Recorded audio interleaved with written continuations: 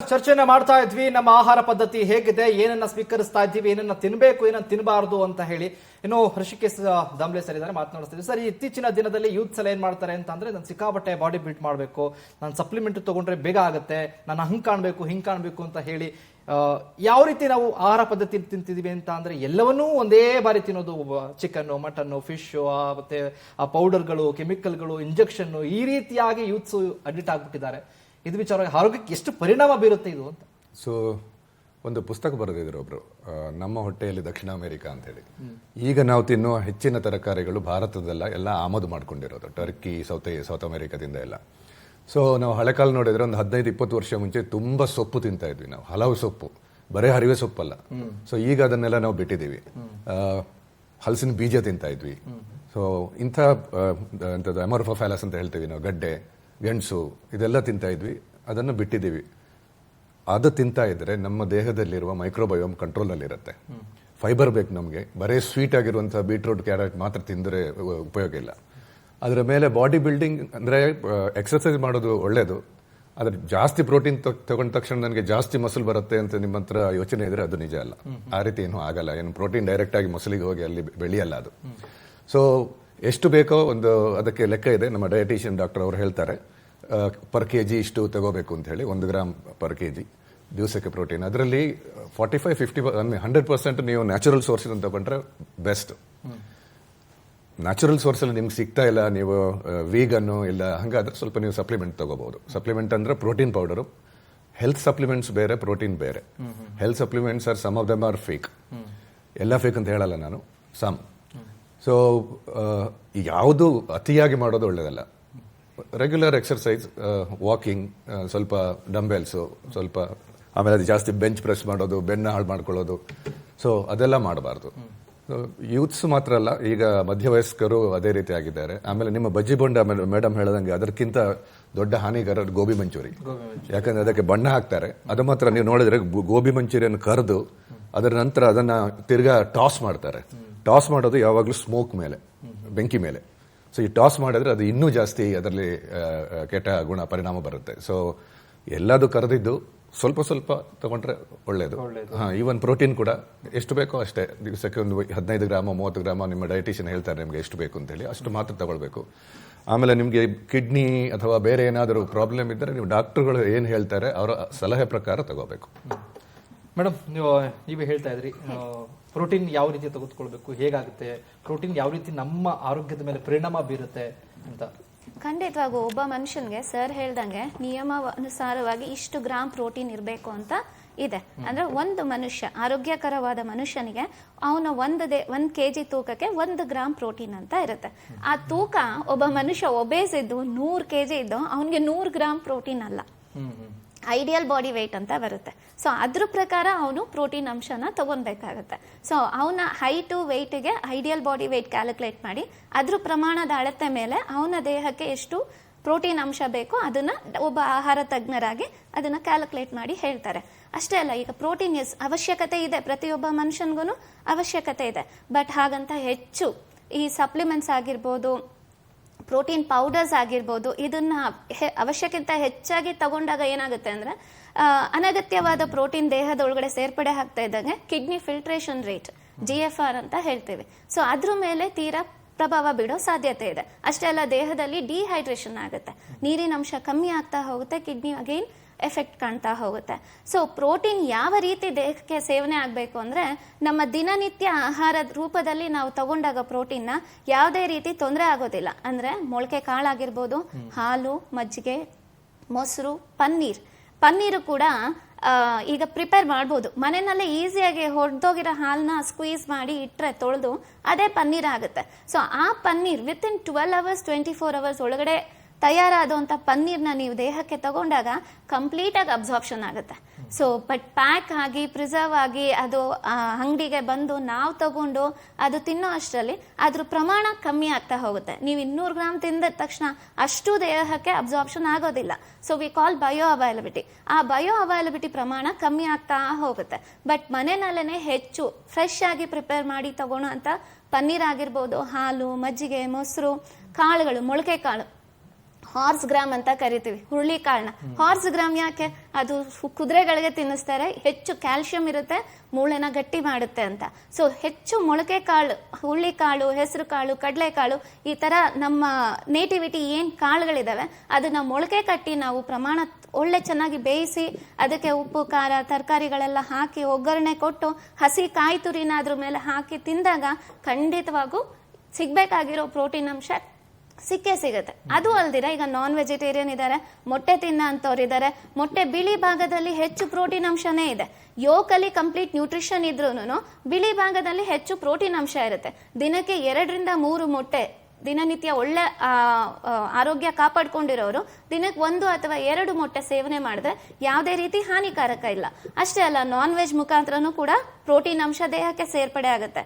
ಹೆಚ್ಚು ಕಾಳು ತರಕಾರಿ. ನಮ್ ತಟ್ಟೆ ಹೇಗಿರ್ಬೇಕು ಅಂದ್ರೆ, ಒಂದು ಪ್ಲೇಟ್ ಅಂತ ಆಹಾರ ತಟ್ಟೆ ಅಂತ ತಗೊಂಡಾಗ 1/4 ಭಾಗ ಕಾರ್ಬೋಹೈಡ್ರೇಟ್ ಇರಬೇಕು, ಅಕ್ಕಿ ರಾಗಿ ಜೋಳ ಗೋಧಿ. ಇನ್ನ 1/4 ಭಾಗ ಏನಿದೆ ಪ್ರೋಟೀನ್ ಅಂಶ ಇರಬೇಕು. ಮೊಳಕೆ ಕಾಳು ತರಕಾರಿ, ಮೊಳಕೆ ಕಾಳು, ಹಾಲು, ಮಜ್ಜಿಗೆ, ಮೊಸರು, ಪನ್ನೀರು, ಈ ತರ ನಾನ್ ವೆಜ್ ಇದಿರ್ಬೇಕು.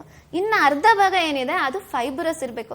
ಸರ್ ಹೇಳಿದ್ರು ಹೆಚ್ಚು ನಾವು ಸೊಪ್ಪು ತರಕಾರಿಗಳನ್ನ ಬಳಕೆ ಮಾಡ್ತಿದ್ವಿ. ಸೊ ಇನ್ನು ಅರ್ಧ ಭಾಗ ನಮ್ಮ ತಟ್ಟೆನಲ್ಲಿ ಸೊಪ್ಪು ತರಕಾರಿ ಈ ತರದ ಅಂಶ ಇದ್ರೆ ಖಂಡಿತವಾಗೂ at is a balanced food. ಈ ತರ ನಾವು ಒಂದ್ ಸ್ವಲ್ಪ ಕಾಮನ್ ಸೆನ್ಸ್ ಯೂಸ್ ಮಾಡಿ ನಮ್ಮ ತಟ್ಟೆನ ಈ ರೀತಿ ಪ್ರಿಪೇರ್ ಮಾಡ್ಕೊಂಡ್ಬಿಟ್ರೆ ಯಾವುದೇ ತೊಂದರೆ ಇಲ್ದಂಗೆ ಜೀವನನ ಸಾಗಿಸ್ಬೋದು. ಇನ್ನು ವಿಜಯಲಕ್ಷ್ಮಿ ಮೇಡಮ್ ಅವ್ರ ಮಾತನಾಡ್ತಾ ಇದ್ವಿ, ಮೊದಲೆಲ್ಲ ಏನ್ ಮಾಡ್ತಾ ಇದ್ರು, ಸಿರಿಧಾನ್ಯಗಳು ಅಂತ ಹೇಳಿ ಆ ಒಂದು ಕಾಳುಗಳನ್ನೆಲ್ಲ ಮಿಕ್ಸ್ ಮಾಡಿ ತಿಂತಾ ಇದ್ರು. ಈಗೆಲ್ಲ ಸಾಸ್ ಬಂದಿದೆ, ಇದ್ರ ಜೊತೆಗೆ ಚೀಸ್ ಬಂದಿದೆ, ಇದ್ರ ಜೊತೆಗೆ ಇನ್ನು ಬೇರೆ ಬೇರೆ ಏನೇನೋ ಬಂದಿದೆ. ಇದಕ್ಕೂ ಅದಕ್ಕೂ ವ್ಯತ್ಯಾಸ ಮಾಡಿ ನೋಡಿದ್ರೆ ಇವತ್ತಿನ ತಿನ್ನುವಂತ ಆಹಾರ ಶೈಲಿಯಲ್ಲಿ ನಾವು ತುಂಬಾ ಬದಲಾವಣೆ ಮಾಡ್ಕೊಂಡ್ಬಿಟ್ಟಿದೀವಿ. ಈ ವಿಚಾರವಾಗಿ ಹೇಳೋದಾದ್ರೆ, ಈಗ ಇಬ್ರು ತಜ್ಞರು ಬಹಳ ಚೆನ್ನಾಗಿ ಹೇಳಿದ್ರು. ಒಂದು ಹೆಜ್ಜೆ ಮುಂದೆ ಹೋಗಿ ಹೇಳ್ಬೇಕು ಅಂತಂದ್ರೆ, ಈ ಜಿಮ್ ನಲ್ಲಿ 6 ಪ್ಯಾಕ್ ಬರಬೇಕು, ಹೀರೋಗಳ ತರ ಆಗ್ಬೇಕು ಅಂತ ಅವ್ರೇನು ಫಾರ್ಮುಲಾಗಳನ್ನ ಕೊಡ್ತಾ ಇದ್ದಾರಲ್ಲ, ಆ ಫಾರ್ಮುಲಾಗಳಲ್ಲಿ ಉದ್ಯುಕ್ತಮಾನ ಅಂದ್ರೆ ಈ ಸ್ಪೋರ್ಟ್ಸ್ ಮನ್ಗಳು ತಮ್ಮ ಎಫಿಷಿಯನ್ಸಿ ಹೆಚ್ಚು ಕೈ ತಗೊಳ್ತಾ ಇದ್ದಂತ ಸ್ಟೀರಾಯ್ಡ್ಗಳು ಇರುವಂತಹದನ್ನ ಅದು ಕಂಡು ಬಂದಿದೆ. ಇದನ್ನ ನನ್ನ ಗೆಳತಿ ಪಂಜಾಬ್ನವರು ತೋರಿಸಿದ್ರು. ಅದ್ರಲ್ಲಿ ಏನೇನ್ ಕಂಟೆಂಟ್ ಇರುತ್ತೆ ಅಂತ. ಈ ಫಾರ್ಮುಲಾಗಳಲ್ಲಿ ಅತ್ಯಂತ ಡೇಂಜರಸ್ ಆದಂತ ಸ್ಟೀರಾಯ್ಡ್ಗಳು ಮತ್ತೆ ಈ ಬ್ಯಾಂಡು ಸಬ್ಸ್ಟೆನ್ಸಸ್ ಅದರಲ್ಲಿ ಇರೋದ್ರಿಂದ ಎಷ್ಟೋ ಜನರು ಅಲ್ಲೇ ಕುಸಿದು ಬಿದ್ದಿದ್ದನ್ನ ನಾವು ಜಿಮ್ ನಲ್ಲಿ ನೋಡಿದೀವಿ. ಇದು ಒಳ್ಳೇದಲ್ಲ ಅಂತ. ಎರಡನೇದು ಮೇಡಮ್ ಹೇಳಿದ್ರು, ಅಲ್ಲಿ ಅಷ್ಟೊಂದು ಪ್ರೋಟೀನ್ ತಗೊಂಡಾಗ ಡಿಹೈಡ್ರೇಷನ್ ಆಗತ್ತೆ ಅಂತ. ಆ ಡಿಹೈಡ್ರೇಷನ್ ತಪ್ಸಕ್ಕೆ ಅವರು ಎನರ್ಜಿ ಡ್ರಿಂಕ್ ತಗೊಳ್ತಾರೆ. ಆ ಎನರ್ಜಿ ಡ್ರಿಂಕ್ ನಲ್ಲಿ 50 ರಿಂದ 70 ಮಿಲಿಗ್ರಾಮ್ ಕೆಫೇನ್ ಇರುತ್ತೆ. ಅದು ಆರೋಗ್ಯಕ್ಕೆ ಬಹಳ ಹಾನಿಕಾರಕ, ಮತ್ತೆ ಅದರಲ್ಲಿ ಶುಗರ್ ಕೂಡ ಇರುತ್ತೆ. ಸೊ ಇವೆರಡೂ ಕೂಡ ಆರೋಗ್ಯಕ್ಕೆ ಬಹಳ ಹಾನಿಕಾರ ಆಗುತ್ತೆ. ಹಾಗಾಗಿ ಜಿಮ್ ನಲ್ಲಿ ತಗೊಳ್ಳುವಂತಹ ಫಾರ್ಮುಲಾ, ಎನರ್ಜಿ ಡ್ರಿಂಕು ಮತ್ತೆ 6 ಪ್ಯಾಕ್ ಬರಬೇಕು ಅಂತ ಮೊಟ್ಟೆ ತಗೊಳ್ಳೋದು, ಈಗ ಹೇಳಿದ್ರಲ್ಲ ಅವರು 2-3 ಮೊಟ್ಟೆ ತಗೊಳ್ಬಹುದಂತ, ಖಂಡಿತ ಇಲ್ಲ. ಯಾಕಂತಂದ್ರೆ ಯಾರು ಬರೀ ಬಿಳೆ ಪಾರ್ಟ್ ಅನ್ನ ತಗೊಳ್ದಿಲ್ಲ, ಯೆಲ್ಲೋ ಪಾರ್ಟ್ ಅನ್ನು ಸೇರಿಸ್ಕೊಂಡೆ ಅದನ್ನ ಮಿಕ್ಸ್ ಮಾಡ್ಕೋತಾರೆ. ಈ ಯೆಲ್ಲೋ ಪಾರ್ಟ್ ಅಲ್ಲಿ ಒಂದು ಮೊಟ್ಟೆಯಲ್ಲಿ 250 ರಿಂದ 330 ಮಿಲಿಗ್ರಾಮ್ ಕೊಲೆಸ್ಟ್ರಾಲ್ ಇರುತ್ತೆ. ನೀವು 3 ಮೊಟ್ಟೆ ತಗೊಂಡ್ರೆ 900 ಕೊಲೆಸ್ಟ್ರಾಲ್ ತಗೊಂಡಂಗೆ. ಇದು ಆರೋಗ್ಯಕ್ಕೆ ಅತ್ಯಂತ ಹಾನಿಕಾರಕ. ಇದನ್ನ ಜಿಮ್ಗೆ ಹೋಗೋರು ಬೇಕಾದಷ್ಟು ಜನ ದಿನಕ್ಕೆ 3-4 ಮೊಟ್ಟೆ ತಿಂತಾ ಇದ್ದಾರೆ ಪ್ರೋಟೀನ್ ಬರ್ಬೇಕು ಅಂತ. ಅದು ಬೈ 1 and get 1 ಫ್ರೀ ಅಂದಂಗೆ ಪ್ರೋಟೀನ್ ಜೊತೆಗೆ ಕೆಟ್ಟ ಕೊಲೆಸ್ಟ್ರಾಲ್ ಕೂಡ ಬರ್ತಾ ಇದೆ ಅನ್ನೋದನ್ನ ನೆನ್ಪಿಟ್ಕೊಳ್ಬೇಕು. ಆದ್ರೆ ನೀವು ಮೊಳಕೆ ಕಾಳುಗಳನ್ನ ಇದನ್ನ ಸಿರಿಧಾನ್ಯವನ್ನ ತಗೊಂಡಾಗ ಬರೀ ಪ್ರೋಟೀನ್ ಬರುತ್ತೆ, ಅದ್ರಲ್ಲಿ ಯಾವ ಕೊಲೆಸ್ಟ್ರಾಲ್ ಇರೋದಿಲ್ಲ, ಜೊತೆಗೆ ಫೈಬರ್ ಇರುತ್ತೆ. ಅದು ಆರೋಗ್ಯಕ್ಕೆ ಒಳ್ಳೇದಾಗುತ್ತೆ. ಹಾಗಾಗಿ ನಾವು ಏನು ತಗೊಳ್ತೀವಿ, ಯಾವಾಗ ತಗೊಳ್ತೀವಿ, ಎಷ್ಟು ತಗೊಳ್ತೀವಿ ಅನ್ನೋದು ಬಹಳ ಮುಖ್ಯ ಆಗತ್ತೆ. ಆಹಾರವನ್ನ, ಹಿತವಾದ ಸಮತೋಲ ಆಹಾರವನ್ನ, ಸಸ್ಯಾಹಾರವನ್ನ ಸಮಯಕ್ಕೆ ಸರಿಯಾಗಿ ತಗೊಳ್ಬೇಕು. ಎಲ್ಲಂದ್ರೆ ಅಲ್ಲಿ ನಿಂತ್ಕೊಂಡು ಸಿಕ್ಕಾಪಟ್ಟೆ ತಿಂದು ಒಬೆಸಿಟಿ ಮಾಡ್ಕೊಂಡ್ರೆ ಆರೋಗ್ಯಕ್ಕೆ ಒಳ್ಳೇದ್ ಆಗೋದಿಲ್ಲ. ಹಾಗಾಗಿ ಆಹಾರವನ್ನ ಸಮಯಕ್ಕೆ ಸರಿಯಾಗಿ ತಗೊಳ್ಬೇಕು. ಹೊಟ್ಟೆಯನ್ನ ಮಿಕ್ಸರ್ ತರ ಮಾಡ್ಕೊಂಡು ಅರ್ಧ ಹೊಟ್ಟೆ ಮಾತ್ರ ತಿನ್ಬೇಕು, ಕಂಠ ಪೂರ್ತಿ ತಿನ್ನಕ್ಕೆ ಹೋಗ್ಬಾರ್ದು. ಇದು ಪ್ರತಿಯೊಬ್ಬ ಯುವಕರು ಕೂಡ ಅರ್ಥ ಮಾಡ್ಕೊಳ್ಬೇಕು. ಯಾಕೆ ಅಂತಂದ್ರೆ ಈಗ ಕೊರೋನಾ ಬಂದು ಹೋದ್ಮೇಲೆ ಆಲ್ಮೋಸ್ಟ್ ಒಂದು 100% ಜನರಲ್ಲಿ ಒಬೆಸಿಟಿ ಅಂದ್ರೆ ಸ್ಥೂಲಕಾಯ ಹೆಚ್ಚಾಗಿದೆ. ಈ ಸ್ಥೂಲಕಾಯ ಅಂದ್ರೆ mother of 6 deadly diseases: diabetes, high blood pressure, high cholesterol, heart attack, cancer, ಮತ್ತೆ ಆಲ್ಝೈಮರ್ ಡಿಸೀಸ್ ಅಂದ್ರೆ ಅಷ್ಟುವರೆಗೂ ಬದುಕಿದ್ರೆ. ಹಾಗಾಗಿ ಯಾವುದೂ ಕೂಡ ನಮ್ಮ ಬೊಜ್ಜನ್ನ ಬೆಳೆಸುವಂತ ಆಹಾರವನ್ನ ಸೇವನೆ ಮಾಡಬಾರ್ದು. ಅವ್ರು ಹೇಳಿದಾಗೆ ನಿಯಮಿತವಾಗಿ ಆಹಾರದ ಜೊತೆಗೆ ವ್ಯಾಯಾಮ ಮತ್ತೆ ವಿಹಾರ ಮಾಡಿದ್ರೆ ಆರೋಗ್ಯ ಚೆನ್ನಾಗಿರುತ್ತೆ. ದಯವಿಟ್ಟು ಮೊಟ್ಟೆ ಮೊದಲು ಕಡಲೆಕಾಯಿ ಅಂದ್ರೆ ಶೇಂಗಾ, ಒಂದು 100 ಗ್ರಾಮ್ ಮೊಟ್ಟೆಯಲ್ಲಿ ಕೇವಲ 14 ಮಿಲಿಗ್ರಾಮ್ ಪ್ರೋಟೀನ್ ಬರುತ್ತೆ. ಆದ್ರೆ ಕಡಲೆಕಾಯಿನಲ್ಲಿ 28 ಮಿಲಿಗ್ರಾಮ್ ಪ್ರೋಟೀನ್ ಬರುತ್ತೆ. ಹಾಗಾಗಿ ನಮ್ಮ ಪೂರ್ವಜರು ಕಡಲೆಕಾಯಿ ಪರಿಚಯ ಮಾಡಿದ್ರೆ ಹೊರತಾಗಿ ಮೊಟ್ಟೆ ಪರಿಚಯ ಮಾಡಿದ್ದನ್ನ ನಾವೆಲ್ಲೂ ಕೇಳಿಲ್ಲ. ದಯವಿಟ್ಟು ಓಲ್ಡ್ ಈಸ್ ಗೋಲ್ಡ್ ಅಂದಂಗೆ ನಮ್ಮ ಹಳೆ ಕಾಲದ ಅಮ್ಮ ಅಜ್ಜಿ ಮಾಡಿದಂತ ಉಂಡೆ, ಚಕ್ಲಿ, ಕೊಡುಬಳೆ ಅದನ್ನೆಲ್ಲ ತಿನ್ನೋಣ. ಅದೇನು ಆರೋಗ್ಯಕ್ಕೆ ಹಾನಿಕರ ಅಲ್ಲ. ಈಗ ಡಾಮ್ಲೆ ಅವ್ರು ಹೇಳ್ದಂಗೆ ಗೋಬಿ ಮಂಚೂರಿ, ಮಣ್ಣು ಮಸಿ ತಿಂದ್ರೆ ಆರೋಗ್ಯ ಕೆಡಿಸ್ಕೊಳ್ಳೋದು ಗ್ಯಾರಂಟಿ ಅಂತ ಕೇಳ್ಬೋದು. ಆದ್ರೆ ಬಾಯಿಗೆ ರುಚಿ ಸಿಗಲ್ವಲ್ಲ, ಏನ್ ಮಾಡೋದಕ್ಕಾಗತ್ತೆ ಮೇಡಮ್? ರುಚಿ ಕೇಳುತ್ತೆ ನಾಲ್ಗೆ, ಮನ್ಸು ಅದನ್ನ ತಿನ್ಬೇಕು ಇದನ್ನ ತಿನ್ಬೇಕು ಅಂತ ಅನ್ಸುತ್ತೆ. ಹಂಗಾಗಿ ಜನ ಏನ್ ಮಾಡ್ಬಿಡ್ತಾರೆ, ಕೈ ಹಾಕ್ಬಿಡ್ತಾರೆ. ಸರ್ ಅದ್ ಯಾಕಂದ್ರೆ ಅದ್ರಲ್ಲಿ ಟೇಸ್ಟ್ ಎನ್ಹಾನ್ಸರ್ ಹಾಕಿರ್ತಾರೆ ಸರ್. ಆ ಟೇಸ್ಟ್ ಎನ್ಹಾನ್ಸರ್ಸ್ ನಮ್ಮ ಬ್ರೈನ್ಗೆ ಸ್ಟಿಮ್ಯುಲೇಟ್ ಮಾಡಿ ಮತ್ತೆ ಮತ್ತೆ ತಿನ್ನೋ ಹಾಗೆ ಅಡಿಕ್ಷನ್ ಮಾಡುತ್ತೆ. ಯಾವ್ದು ಅಡಿಕ್ಷನ್ ಆಗುತ್ತೋ ಅದನ್ನ ಮುಟ್ಲೇಬಾರ್ದು ಅನ್ನೋದನ್ನ ನಾವು ತಿಳ್ಕೊಳ್ಬೇಕು. ಇದ್ರ ಜೊತೆಗೆ ಬಜ್ಜಿ ಬೋಂಡಾ ಕೊಡ್ತಾರಲ್ಲ ಪೇಪರ್, ಆ ಪೇಪರ್ ಅಲ್ಲಿ ತಿಂದ್ರು ಕೂಡ ಅದ್ರ ದೊಡ್ಡ ಸಮಸ್ಯೆ ನೋಡಿ. ಪ್ರಿಂಟಿಂಗ್ ಪೇಪರ್ ನಲ್ಲಿ ಲೆಡ್ ಯೂಸ್ ಮಾಡಿ ಪ್ರಿಂಟ್ ಮಾಡಿರ್ತಾರೆ, ಆದ್ರೆ ಅಂಟ್ಕೊಳ್ಳೋದು ಬಹಳ ಕಡಿಮೆ ಇರುತ್ತೆ. ಆದ್ರೆ ನೀವು 5 ಸ್ಟಾರ್ ಹೋಟ್ಲು ಅಥವಾ ಇದು ಏನ್ ಮ್ಯಾಕ್ಡೊನಾಲ್ಡ್ ಅಲ್ಲಿ ಇಲ್ಲಿ ಹೋಗ್ತಿರಲ್ಲ, ಅವರು ಪ್ಲಾಸ್ಟಿಕ್ ಕಪ್ಗಳು ಕೊಡ್ತಾರೆ ನೋಡಿ, ಅದ್ರಲ್ಲಿ ಮೈಕ್ರೋ ಪ್ಲಾಸ್ಟಿಕ್, ನ್ಯಾನೋ ಪ್ಲಾಸ್ಟಿಕ್ ಇರುತ್ತಲ್ಲ, ಅದು more dangerous than your paper. Danger ಅಂದ್ರೆ ಪೇಪರ್ ಪರವಾಗಿಲ್ಲ ಅಂತ ಹೇಳ್ದಂಗ. ಕಂಪೇರ್ ಮಾಡಿದ್ರೆ ಯಾವ್ದು ಹೆಚ್ಚು ಡೇಂಜರಸ್ ಅಂದ್ರೆ ಆ ಮೈಕ್ರೋ ಪ್ಲಾಸ್ಟಿಕ್ ಮೋರ್ ಡೇಂಜರಸ್. ಹೌದು, ನೀವು ಹೆಚ್ಚು ದುಡ್ಡು ಕೊಟ್ಟು ಮತ್ತೆ ಹೆಚ್ಚು ಕಾಯಿಲೆಯನ್ನ ತಗೊಳ್ತಾ ಇದ್ದೀರಿ ಅನ್ನೋದನ್ನ ನೆನ್ಪಿಟ್ಕೊಳ್ಬೇಕು. ಯಾಕಂತಂದ್ರೆ ಈ ತರ ತಗೊಳ್ಳೋದ್ರಿಂದ ಅವ್ರಿಗೆ ಸಂತಾನ ಹರಣ ಆಗುತ್ತೆ, ಇನ್ಫರ್ಟಿಲಿಟಿ ಬರುತ್ತೆ. ಇವೆಲ್ಲವೂ ಕೂಡ ಇದು ನೀವು ಜಿಮ್ ನಲ್ಲಿ ತಗೊಳ್ಳೋ ಫಾರ್ಮುಲಾನಿಂದ ಕೂಡ ಟೆಸ್ಟೋಸ್ಟಿರೋನ್ ಲೆವೆಲ್ ನಾರ್ಮಲ್ ಲೆವೆಲ್ ಕಡಿಮೆ ಆಗಿ ಅವ್ರಿಗೆ ಇನ್ಫರ್ಟಿಲಿಟಿ ಬರುತ್ತೆ. ಸರ್ ನೀವೇನು ಹೇಳಿದ್ರಿ ನೋಡಿ, ಅದೇ ಪೇಪರ್ ಕಪ್ ಅವ್ರು ಹೇಳ್ತಾ ಇರೋದು, ಪೇಪರ್ ಕಪ್ ಅಲ್ಲಿ ಬಿಸಿ ನೀವು ಕಾಫಿ ಹಾಕಿದಾಗ ಅಥವಾ ನೀವು ನೀರು ಹಾಕಿದಾಗ ಅದು ಲೀಕ್ ಆಗದಂಗೆ ಅದಕ್ಕೆ ಕೋಟಿಂಗ್ ಮಾಡ್ತಾರೆ. ಅದು ಬಿಸಿ ನೀರು ಅಥವಾ ನೀವು ಬಿಸಿ ಕಾಫಿ ಅದಕ್ಕೆ ಹಾಕಿ ಕೊಡಿದ್ರೆ ಅದು ಗ್ಯಾರಂಟಿ ಅದು ಕರಗಿ ಮೆಲ್ಟ್ ಆಗುತ್ತೆ, ಮೆಲ್ಟ್ ಆಗಿ ನಮ್ಗೆ ಬರುತ್ತೆ. ಅದರಿಂದ ಆಕ್ಚುಲಿ ನೀವು ಹಳೆ ಪದ್ಧತಿ ಪ್ರಕಾರ ಸ್ಟೀಲ್ ಗ್ಲಾಸ್ ಅಲ್ಲಿ ನೀರು ಕುಡಿಯೋದು ವಾಸಿ. ಈಗ ತುಂಬಾ ಕಡೆ ಇವನ್ ಫಂಕ್ಷನ್ ಗಳಿಗೆ ಹೇಳ್ತಾರೆ ಬಟ್ಲು ತಗೊಂಬನ್ನಿ ಅಂತ ಹೇಳಿ. ಆಮೇಲೆ ಇವ್ರು ಹೇಳ್ದಂಗೆ ಸಮತೋಲನ ಆಹಾರಕ್ಕೆ ಒಂದು ಫಾರ್ಮುಲಾ ಇದೆ, ಇದು ಇಂಡಿಯಾದ ಫ್ಲಾಗ್. ಗ್ರೀನ್, ಕೇಸರಿ, ಬಿಳಿ, ಹಸಿರು.